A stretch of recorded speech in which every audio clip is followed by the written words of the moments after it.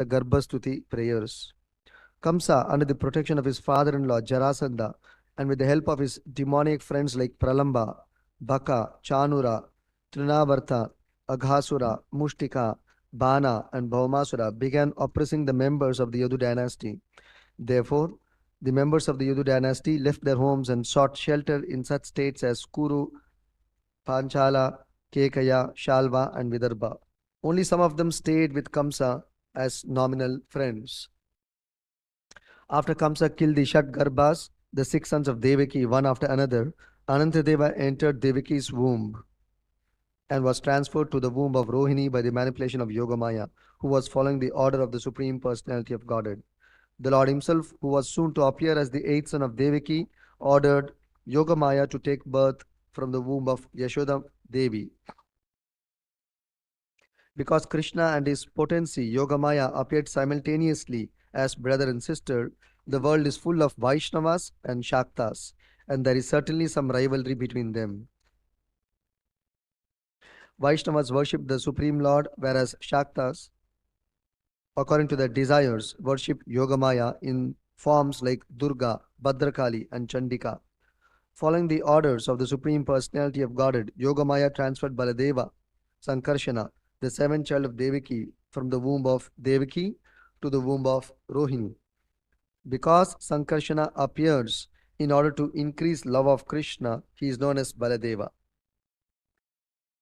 One may take auspicious strength from him to become a devotee of the Lord, and therefore is also known as Balabhadra. After Yogamaya transferred the 7th child of Devaki to the womb of Rohini, the Supreme Personality of Godhead appeared within the heart of Vasudeva and transferred himself into the heart of Devaki. Because the Lord was present in her heart, Devaki, as her pregnancy continued, appeared effulgent. Upon seeing this effulgence, Kamsa was full of anxiety, but he could not harm Devaki because of their family relationship. Thus he began indirectly thinking of Krishna and became fully Krishna conscious. Meanwhile, because of the Lord's presence within the womb of Devaki, all the demigods came to offer the Lord their prayers. The Supreme Personality of Godhead, they said, is eternally the absolute truth.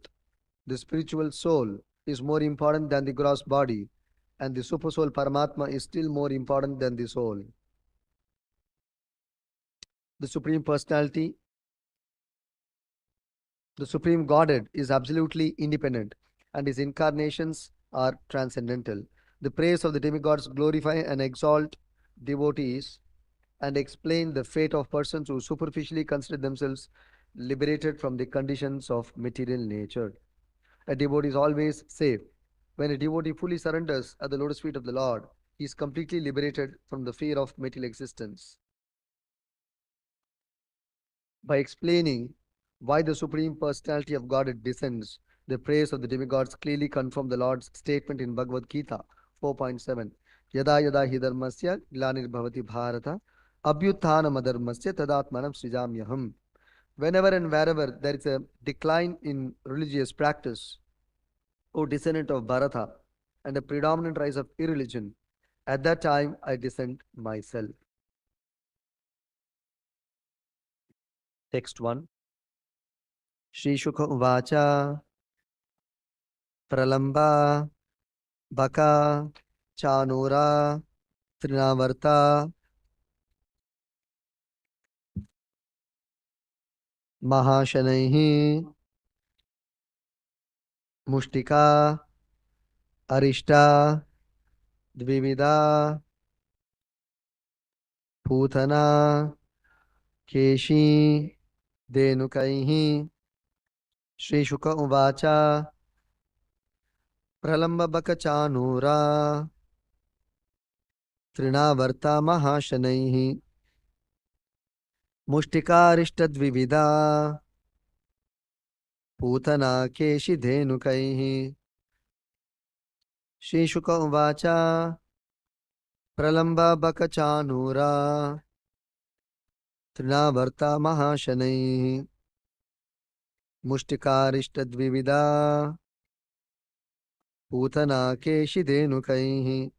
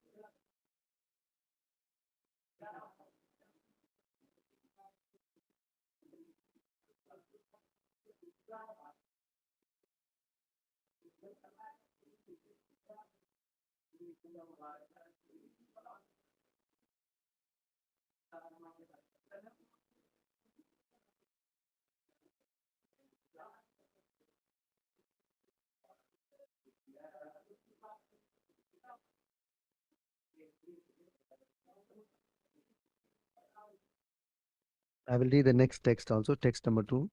अन्यश्चासुर भूपालैर् भानभौमादिभियुतः यदूनां कदनं चक्रे बलिमागध संश्रयः. Can you repeat the word to word meaning? Sri Shuka Uvacha.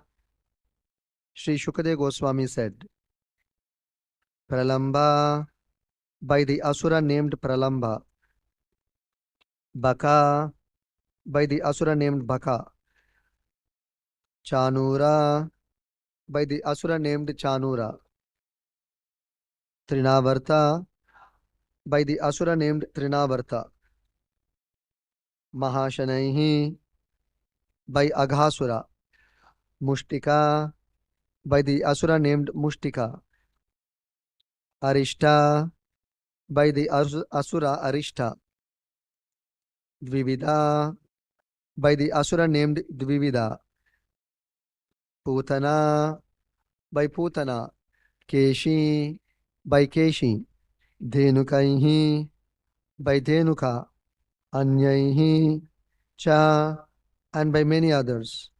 Asura Bhupalaihi, by demoniac kings on the surface of the globe. Bana, by King Bana. Bauma, by Baumasura. Adivihi, and by others as well. Yutaha, being assisted. Yaduna, of the kings of the Yadu dynasty. Kadanam, persecution. Chakre, regularly performed. Bali, very powerful. Magada Samshrayaha, under the protection of Jarasandha, the king of Magadha. Translation and purport by His Divine Grace, Shri Charnarvinda Bhakti Vedanta Swami Shri Prabhupada Ki Jai. Translation. Shukadev Goswami said, under the protection of Magadha Raja Jarasandha, the powerful Kamsa began persecuting the kings of the Yadu dynasty. In this, he had the cooperation of demons like Pralamba, Baka, Chanura, Trinavarta, Aghasura, Mushtika, Arishta, Dvivida, Putana, Keshi, Dhenuka, Bhanasura, Narakasura, and many other demoniac kings on the surface of the earth. Can you repeat the translation? Shukadev Goswami said, under the protection of Magadha Raja, Jarasandha, the powerful Kamsa, began persecuting the kings of the Yadu dynasty.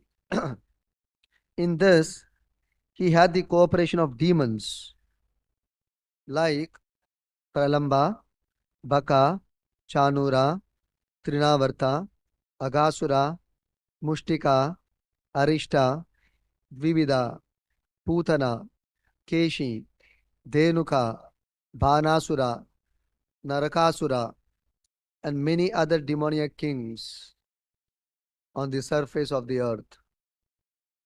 Purport. This verse supports the following statement given by the Lord in Bhagavad Gita, chapter 4, texts 7 and 8.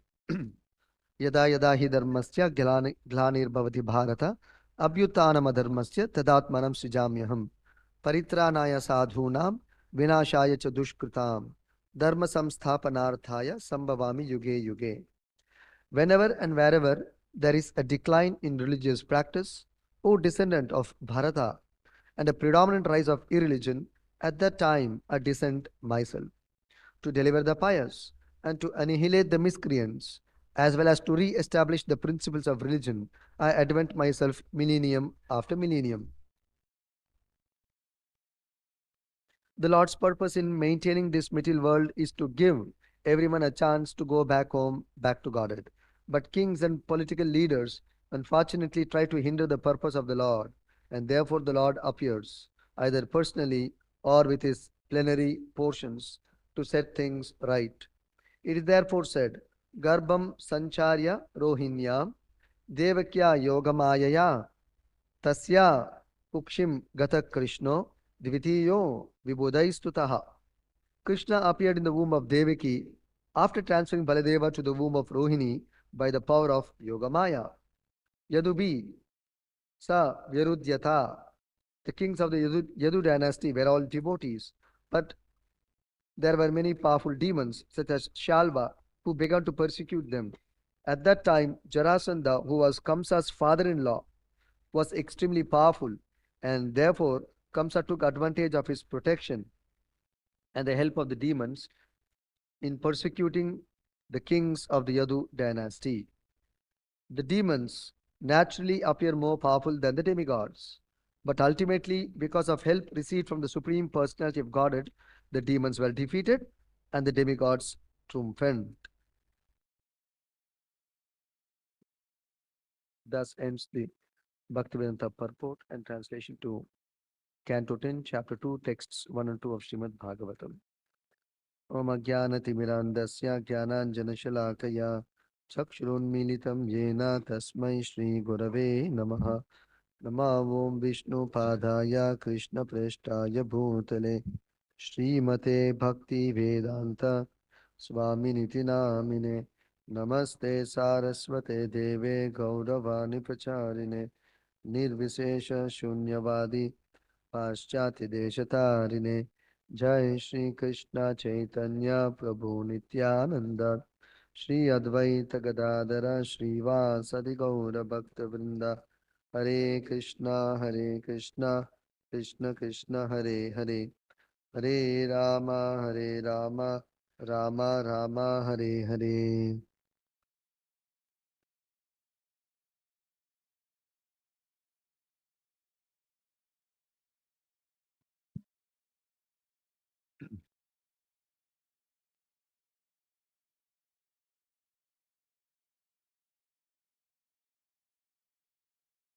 This chapter narrates the appearance of Lord Krishna in the womb of Mother Devaki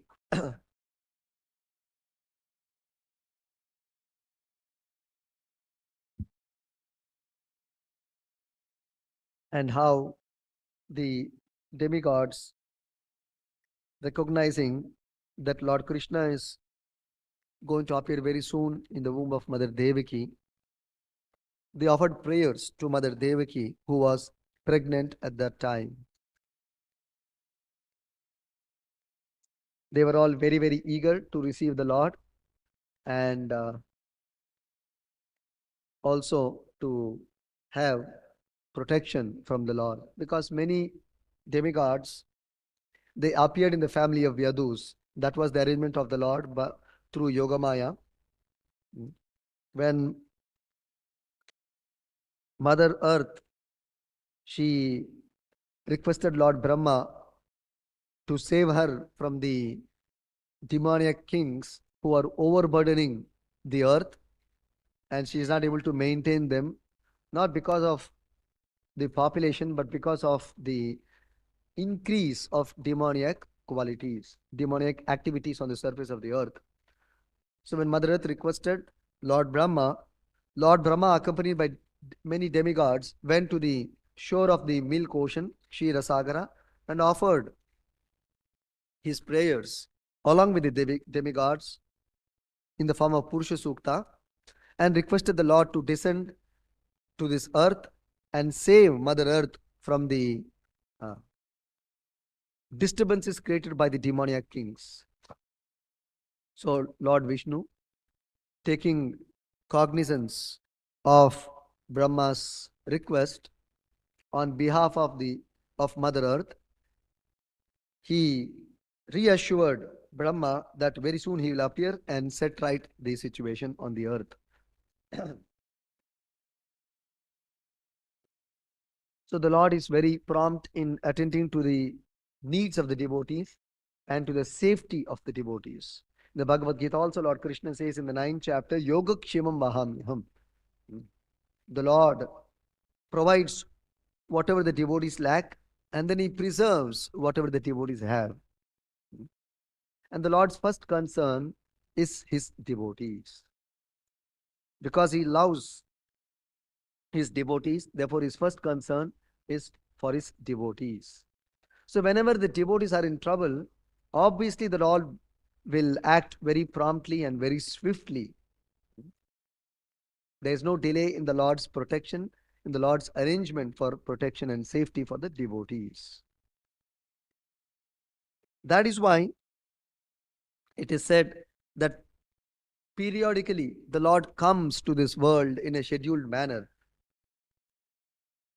to see that everything is going fine, and in particular that his devotees are peacefully and happily executing their Krishna conscious duties towards their Lord. And if there's any disturbance to this arrangement or to their free practice of Krishna consciousness, the Lord immediately comes down and curbs the disturbing elements who are disturbing the devotees from their prosecuting their Krishna consciousness. Although the Shastras say that the Lord comes in a scheduled manner, actually Acharyas have explained that the Lord still need not conform to this regulation of periodically appearing to this earth, on this earth. The Lord may even come early also.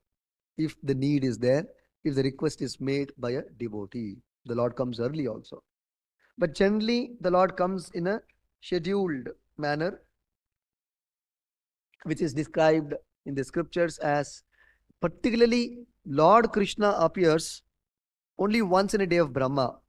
Otherwise, he sends his incarnations, his agents. Krishna has many, many ways to care for his devotees, to arrange for the protection and safety of his devotees. It is not that he personally has to come every time. He sends his incarnations or his representatives or Avesha avatars or his agents. Sometimes even demigods he will empower to kill demons and to bring about a peaceful situation for the devotees, to live peacefully, to practice Krishna consciousness. So, otherwise, Lord Krishna coming personally is a very rare event. Very rare event. Swayam Krishna appearing on this earth is very rare. Only once in a day of Brahma. And one day of Brahma, that Krishna describes in the Bhagavad Gita. Sahasra yuga paryantam aharyad brahmano viduhu. Ratrim yuga sahasrantam teho ratra vido janaha. One day of Brahma comes to about 430 crore years. Satya Yuga, Treta Yuga, Dwapara Yuga, Kali Yuga, all put together is called one Mahayuga. So one Mahayuga is about 43 lakh years. So 1000 cycles of this 43 lakh years is one day of Brahma or 12 hours of Brahma as per Bhagavad Gita and Srimad Bhagavatam and many other bona fide literatures.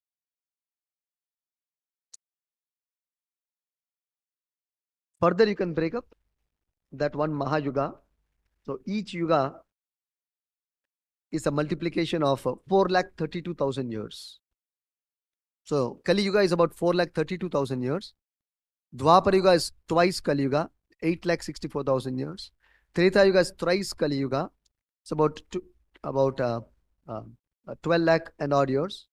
And Satya Yuga is about 4 times of Kali Yuga, which is about 17 lakh odd years. So all put together comes to about 43 lakh years. So multiply with 1000 comes to about 430 crore years. So Lord Krishna appears once.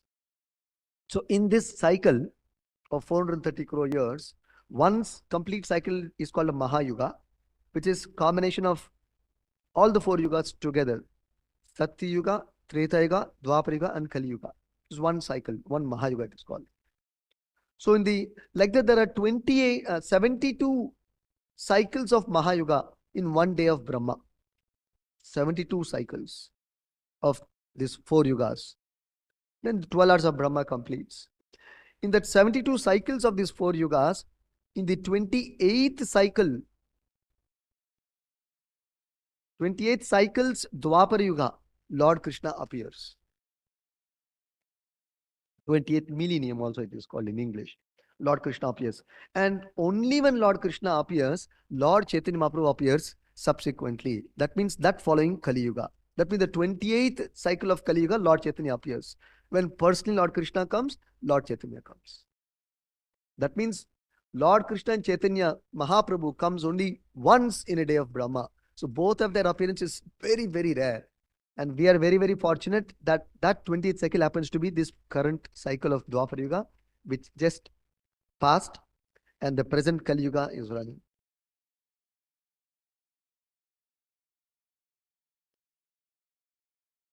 So why should Krishna come to kill these demons?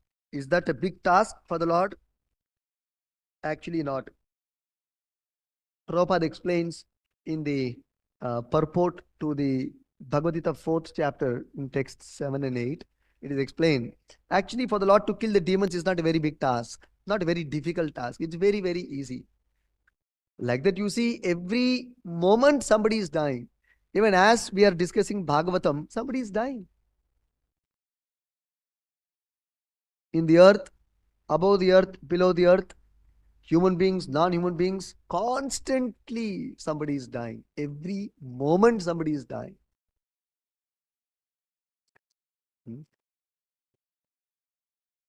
In the Bhagavad Gita also it is explained. Kalosmi loka kshayakrit pravriddaha. In the 11th chapter, it is described the Lord in the form of Kala is killing everyone. Of course, as per their karma. As per their allotted time they will live. After that, they have to move on to another life as per their karma. So constantly we are seeing that there is death happening in this world. Even powerful persons also have to leave their bodies. Powerful empires, powerful personalities. Whoever you are, you have to move on. You have to die. So the Lord actually need not come personally. Even if somebody argues that some of the demons are very powerful, the Lord has his suitable agents. Just like we see this Mysore city, it's called Mysuru. Actually, it's called Mahishasura earlier. It became eventually Mysuru. So to kill some less important demons like Mahishasura, the Lord sent Durga in the form of Chamundi. He did not come. So sometimes the Lord personally kills, sometimes the Lord sends his agents, as we discussed, the Shastras say. So in this case of Mahishasura, the Lord sent Durga to kill. So she is capable and competent enough to kill Mahishasura. So Lord did not have to come. Like that, there are many such instances. Then is it for much more powerful demons the Lord had to come? Actually not. The Lord has many ways to kill demons. Primarily, the Acharyas have explained, the Lord comes to relieve the devotees of their anxiety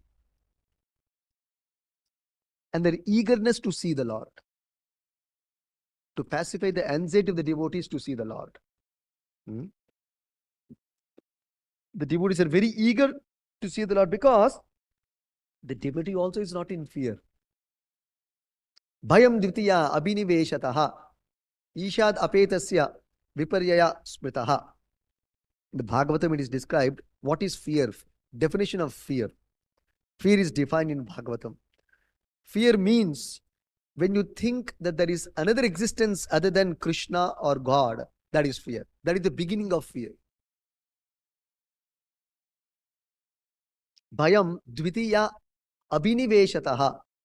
Ishad apetasya viparyaya mukaha. Ishad apetasya viparyaya mukaha. Ishad means the Supreme Lord. Viparyaya mukaha means when you turn away your face from the Lord, or when you think there is an existence independent of the Supreme Lord, Krishna or Vishnu. Dvitiya abhiniveshataha. When you think there is a second existence other than Krishna or Vishnu, then bhayam. Bhaya sets in. This is the origin of bhaya. So devotees like Prahlad Maharaj, Yadus, they were all pure devotees of the Lord, always in Krishna consciousness. So they have no fear. They have no fear, absolutely. We know from the history of Prahlad Maharaj, recorded in the 7th canto of Bhagavatam, how he was harassed and tortured, how he was tortured by his own father. Dreadful experiences Prahlad went through, but he was not disturbed. He was not agitated. He was not mentally disturbed or physically disturbed. He was still able to continue his meditation on Vishnu or Krishna very peacefully, as though nothing is happening or nothing has happened. How is he able to be in such perfect Krishna consciousness? That is the position of a pure devotee. He is not disturbed by any material situation. That's why Krishna says, such a soul is very, very dear to me. In the 12th chapter of Bhagavad Gita, Krishna says, such a soul is very, very dear to me. One who is not elated by material happiness, not disturbed by material distress, or agitated by material distress. He's very dear to me.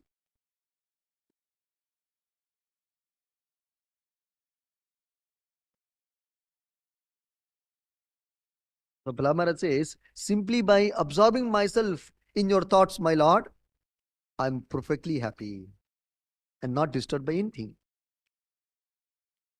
Any calamities of this world, disturbances created in this world, I'm not concerned at all. Very, very happy. Being absorbed in your thoughts. Mahamrita Magna Chittaha. My consciousness is fully absorbed in your thoughts, and therefore I'm always in transcendental bliss. So therefore, the conclusion here is the Lord did not come to remove the fear of the devotees. Because the devotees have no fear. Nor they're living in bodily existence, that they have fear for their for the safetiness of the physical body or physical situation. No. They're in a transcendental platform, living transcendentally, even within this body. They're living transcendentally.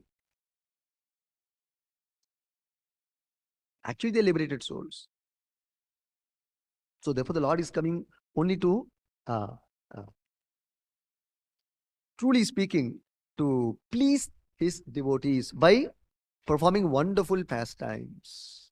The devotees are very eager to see the Lord's pastimes in Vrindavan, and therefore many devatas requested that they get an opportunity to see the Lord's Leelas, and therefore the Lord blessed them to take birth in the family of Yadu so that they can see the Lord's Leela on this earth.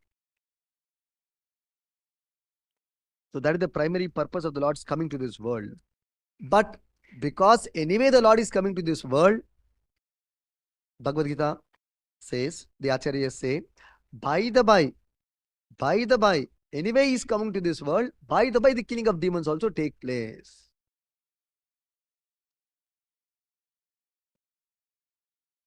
Also, here it is said,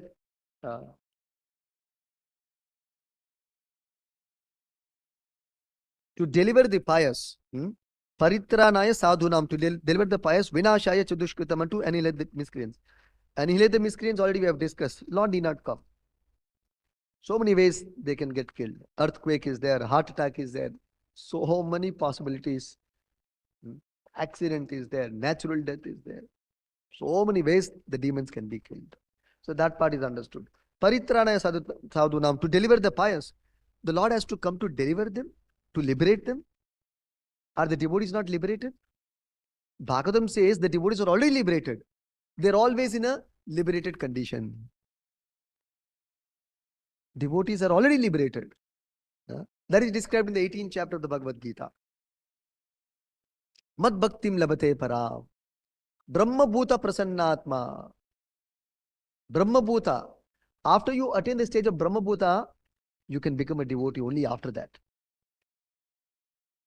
So that means, in understanding the other way around, if you're a devotee, you're already in a Brahma bhuta state. So if you're not in a Brahma bhuta stage, you cannot become a devotee. And if you're a devotee, you're already in Brahma bhuta stage. Brahma bhuta stage means liberated stage. Liberated from all material effects, from the disturbances caused by the three modes of material nature. The devotees are not disturbed, they're liberated.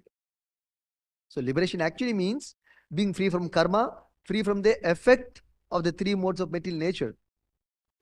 So Krishna is saying only after you are free from the effects of the three modes of material nature, you are free from the influence of the three modes of material nature, you can actually render devotional service unto me. That means devotional service is transcendental, not material. By definition. Because only after you are liberated and free from the effects of three modes can you perform devotional service. Jai Krishna Balaram Gonikai Prabhupada Vijay. That means devotional service is free from any tinge of three modes of material nature. That means devotional service is not neither in sattva, nor in rajas, nor in tamas. It is transcendental. It has no mix of any of these gunas. It is transcendental. If it is mixed, then it is actually not pure devotional service or Shuddha Bhakti, Mishrita Bhakti. But pure devotional service is free from the mix of these three gunas. So the pure devotee is in this position. So he is rendering pure devotional service in pure Krishna consciousness. That means he is actually liberated. Even though he is living in this world.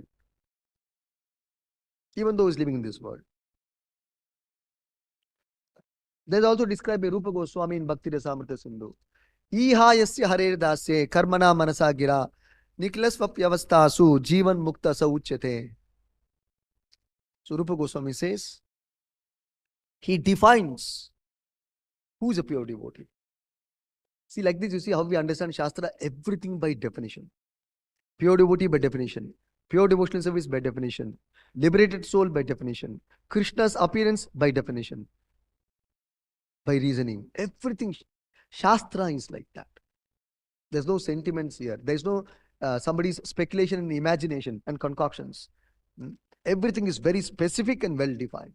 So, Iha, yes, yeah. Iha means in this world, in this material body.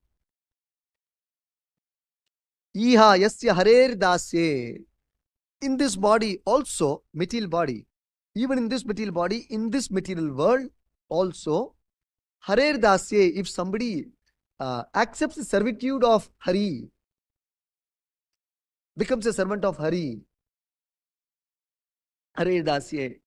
Niklasvapyavastasu, in all circumstances and situations, never gives up the service of Hari. It is not only in terms of comfort or favorable situation, even in unfavorable situation, one never gives up the service of Hari.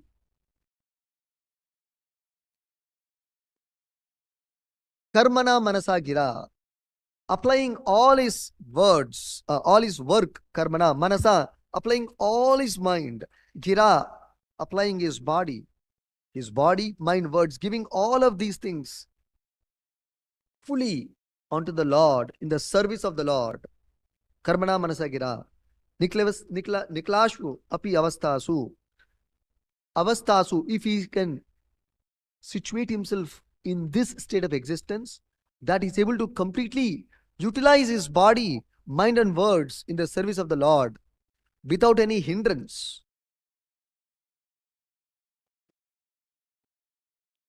Without any limitation, without being disturbed by the material hindrances.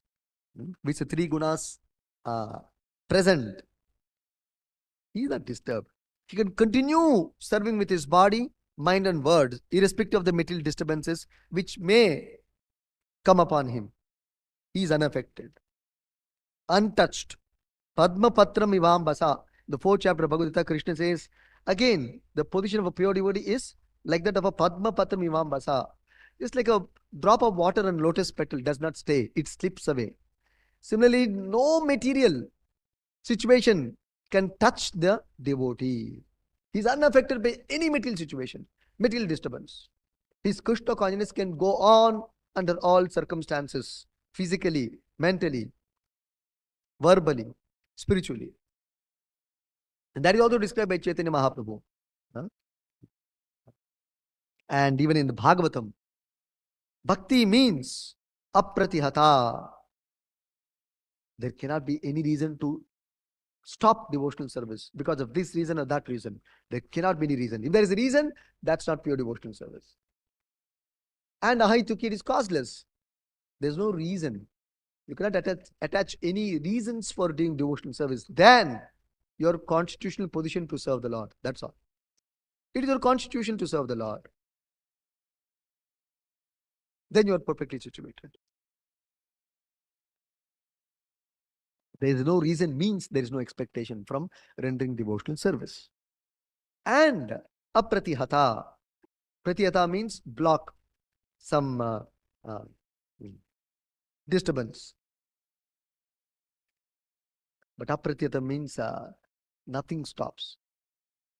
So devotional service should be performed in this way, without any materialistic reasons and purposes and expectations, even spiritual expectation, except, save and except, satisfying Krishna. We are doing devotional service just to satisfy Krishna, that's all.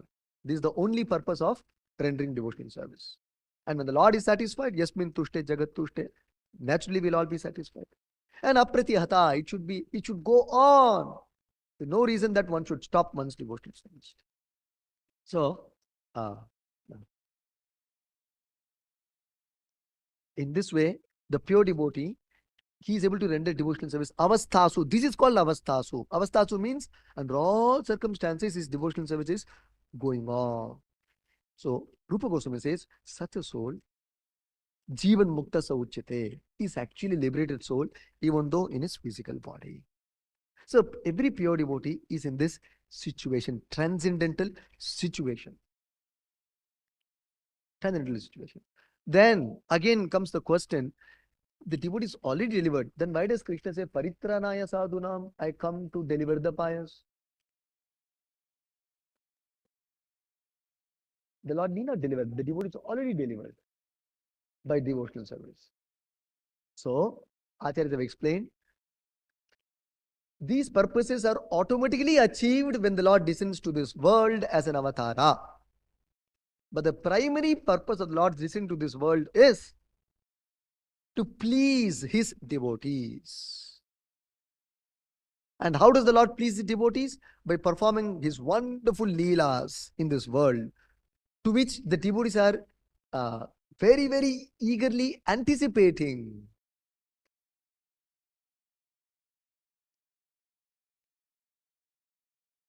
So here in this verse, Shukadeva Goswami is describing that Kamsa had gathered a lot of power, primarily from the support offered by his own father-in-law, Jarasandha, the king of Magadha region.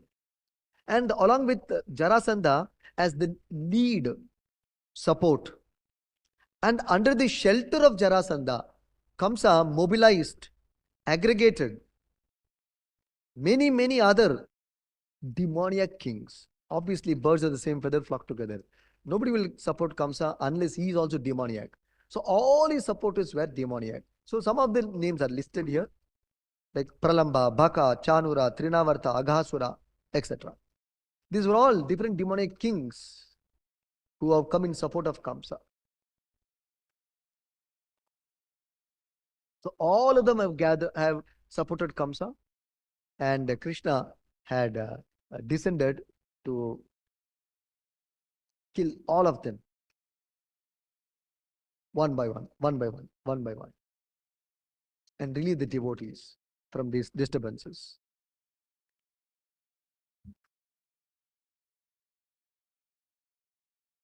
So here, this is what is being described here. And one last point before I close is Prabhupada says one primary purpose, why does the Lord come to this world, and why does he have to protect Dharma, and why does he have to kill the demons? Why does he have to protect the devotees? Because this is the very purpose of this creation. The very purpose of creation of the material world is to establish religion. To establish religion, religious principles. And what is religious principles? That is described in the Bhagavad Gita. Sarva dharman parityajya mamekam sharanam vraja. The highest religious principle is surrender unto the Supreme Lord. Obedience to the order of the Supreme Lord. That is the highest religious principle. To see that that is being followed in this world is the very purpose of Dharma. And the king has to ensure that. But if the king himself becomes against this religious principle, ultimate religious principle, because king is the enforcement agent of the Lord. If he himself deviates, Lord only has to come. If Praja deviates, king is there. If king deviates, Lord has to come. Therefore, the Lord himself takes the trouble to come to settle the situation and to re-establish Dharma to its original status. And as we discussed, original state of the Dharma is servitude unto the Supreme Lord. Dharma means laws of God, obedience to God, surrender to God. So Prabhupada explained in many of these ways. When this is not possible, because of the demons who are disturbing this possibility, the Lord comes down.